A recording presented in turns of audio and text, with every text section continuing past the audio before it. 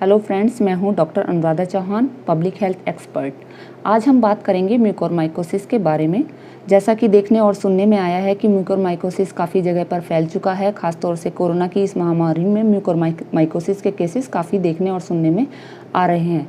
तो क्या म्यूकोरमाइकोसिस आखिर है क्या?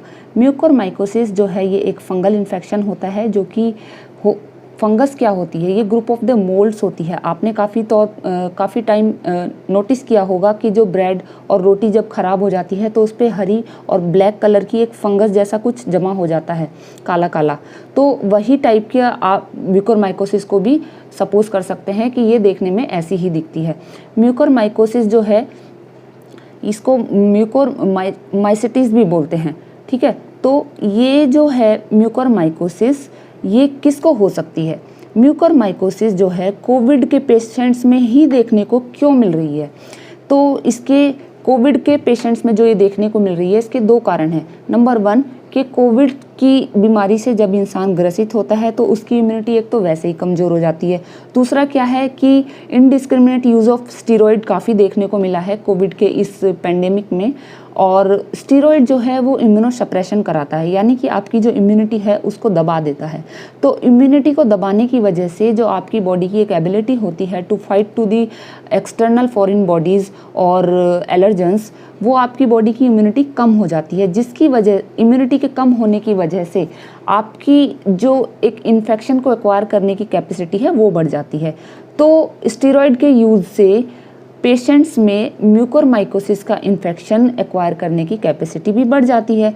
और म्यूकोरमाइकोसिस के जो फंगस होते हैं ये आमतौर पे हर जगह ही, हवा में, पानी में, सब जगह मौजूद होते हैं, सॉइल में भी मौजूद होते हैं। तो जो पेशेंट्स जिनकी इम्यूनिटी ख़राब है उन पेशेंट्स को म्यूकोरमाइकोसिस होने की संभावना ज़्यादा रहती है। और कौन से पेशेंट्स होते हैं जिनमें इम्यूनिटी कम होती है?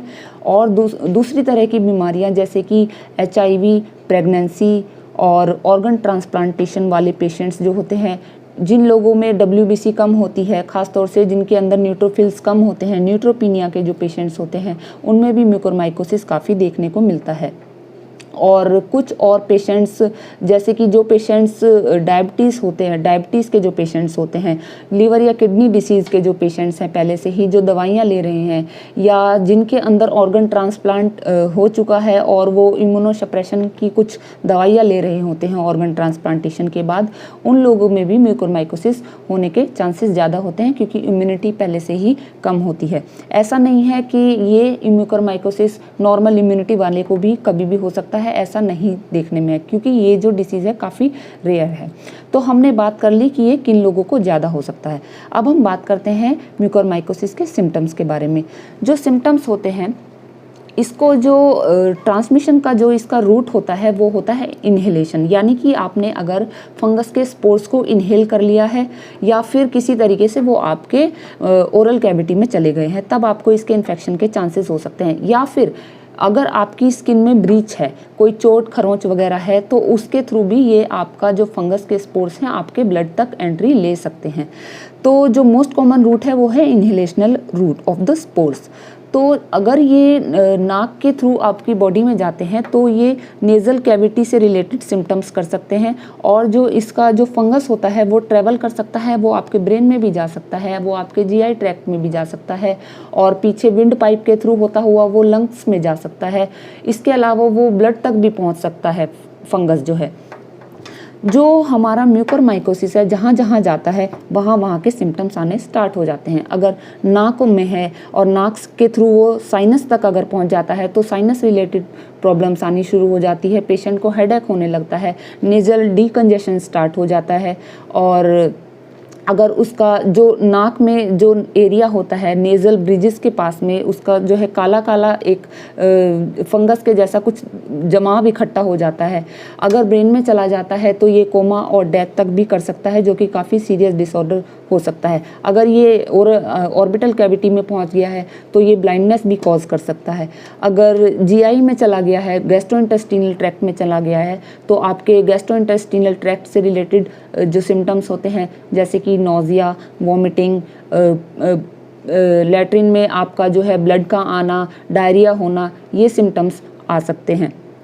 इसके अलावा अगर ये आपका लंग्स में चला गया है तो आपको कफ, ब्रीदिंग डिफ़िकल्टी, डिस्निया, सांस लेने में काफ़ी कठिनाई होना, ये सिम्टम्स भी आ सकते हैं। इसके अलावा जनरल सिम्टम्स जैसे कि फीवर, बॉडी एक, हेडेक, ये सब भी आपको रह सकता है। ये हो गए इसके सिम्टम्स। तो चलिए अब हम बात करते हैं इसके कॉम्प्लिकेशंस के बारे में। कॉम्प्लिकेशंस जैसे कि ये एक रेयर बीमारी है लेकिन काफ़ी सीवियर बीमारी है। जिस पेशेंट को अगर हो जाए, ऐसा नहीं है कि अगर हो गई तो ये ठीक नहीं होगा। हमारे पास एंटी फंगल ड्रग्स हैं जिसको अगर पेशेंट्स को दिया जाए तो वो पेशेंट्स ठीक भी हो जाते हैं, लेकिन कुछ केसेस में काफ़ी सीवियर स्टेज तक भी पहुंच जाते हैं। अगर पेशेंट को कोमा हो जाए तो काफ़ी सीवियरिटी हो सकती है। सीवियर होने की वजह से पेशेंट की डेथ भी हो सकती है।